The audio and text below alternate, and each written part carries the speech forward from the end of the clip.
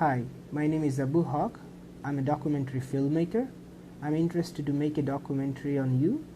If you are interested, please give me a call. I was trying to reach people. I called them up. Nobody answered back. And every time I called somebody, there was this answering machine. At the tone, please record your message. One day I just called her and she was so enthusiastic about it. Like, yes, I wanted to do the Mitzi documentary. Schnabel here.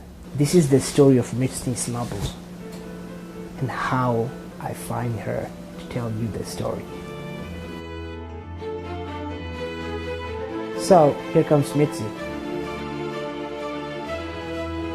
The reason why my passion is in the arts is I think it's an inborn thing that since I was in my 7th grade, or my parents realized that I had the talent for the arts. When I won a national award in school in my 7th year, my father decided, okay, she's going to be doing a lot more art.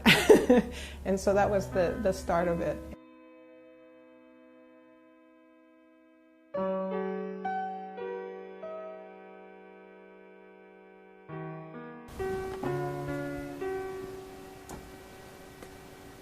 I went to Santa Ana. It's a junior college. I realized that the arts, they were more into abstracts, and that wasn't my thing. Then I realized also that to get into being a career oriented in the arts, it was going to take me a long ways. So that's where I decided, okay, that's it. But of course, when you're have a talent in something, in art, in music, whatever you like, to be happy, I think you have to pursue that.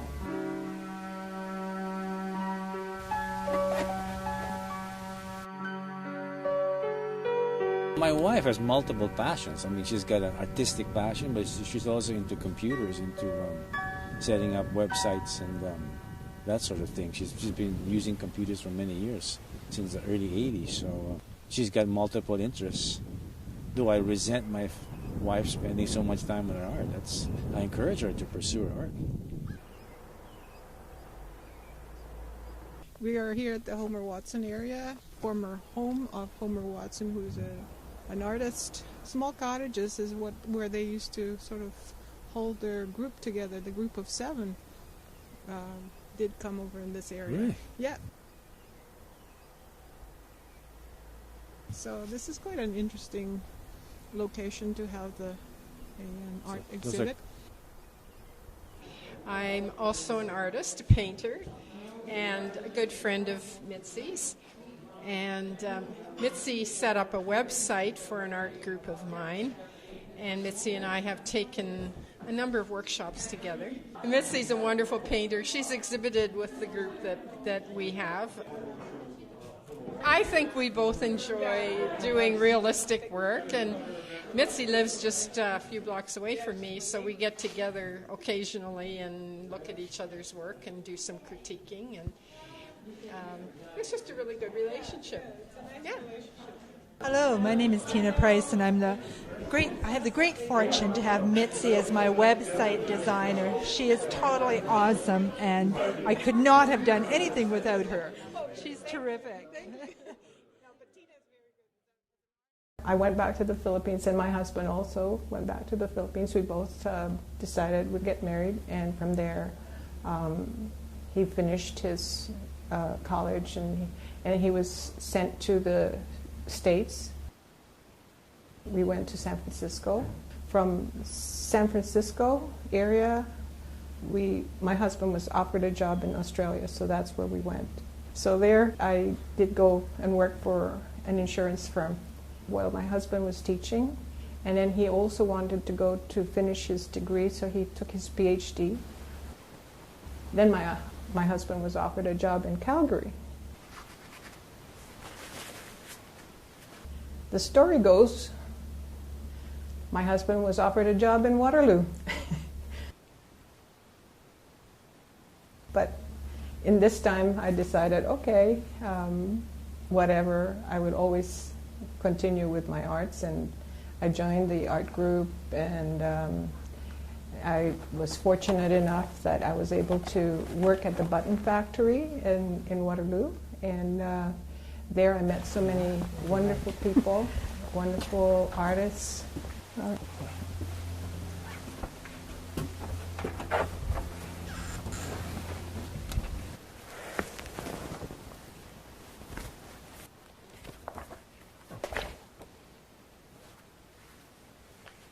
This is Sydney, Australia, the Opera House. This is my childhood in the Philippines. And this is my father's favorite car. And this is at the beach. I miss that. This is my mother's beauty salon, and I'm there in the counter showing off my sister's product.